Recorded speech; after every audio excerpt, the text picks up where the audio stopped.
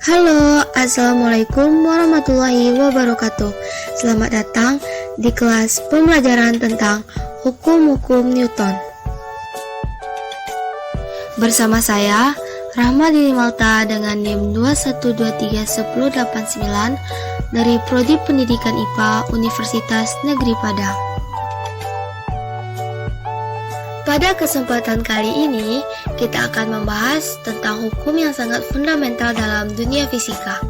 Hukum yang sangat mendasari semua tingkah laku dari benda-benda yang ada di sekeliling kita. Nah, apakah itu? Benar sekali, hukum Newton.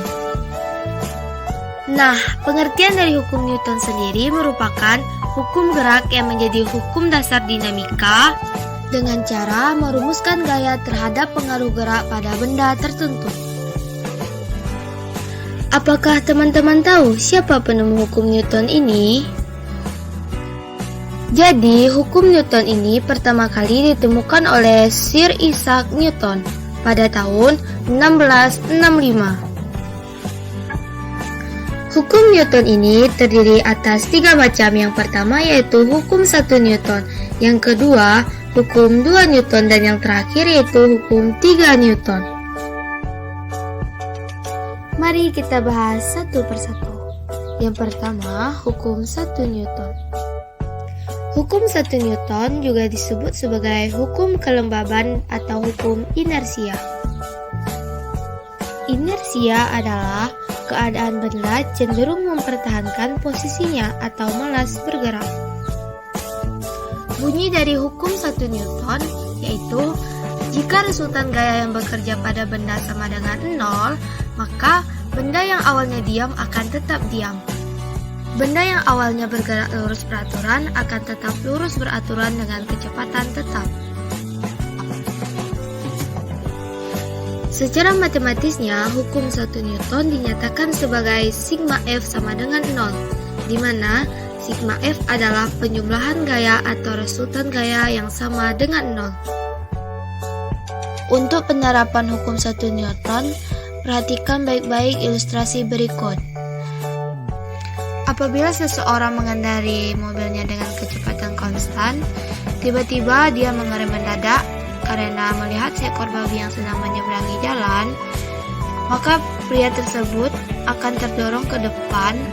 Akibat ia mempertahankan keadaannya yang awal, mula-mula bergerak dengan kecepatan konstan, tiba-tiba dia mengerem mengubah kecepatannya menjadi 0. Selanjutnya, kita akan membahas tentang hukum 2 Newton. Hukum ini berbunyi, percepatan dari suatu benda akan sebanding dengan jumlah gaya atau resultan gaya yang bekerja pada benda tersebut dan berbanding terbalik dengan masanya. Secara matematisnya, hukum 2 Newton dinyatakan sebagai sigma F sama dengan M kali A. Untuk penerapan hukum 2 Newton, perhatikan ilustrasi berikut. Ketika kita sedang mendorong lemari sendirian, tentu saja lemari tersebut akan bergerak lebih lambat. Tapi jika dilakukan oleh 2 orang atau lebih, tentu saja lemari tersebut akan bergerak lebih cepat. Nah, yang terakhir kita akan membahas tentang hukum 3 Newton.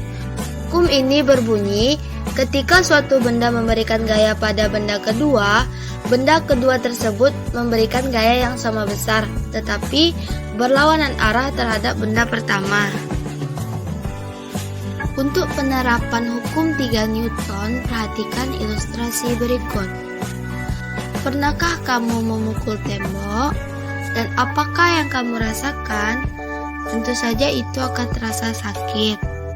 Nah, itu terjadi karena ketika kamu memukul tembok dengan gaya tertentu, maka tembok tersebut akan memberikan gaya yang besarnya sama, tetapi arahnya berlawanan.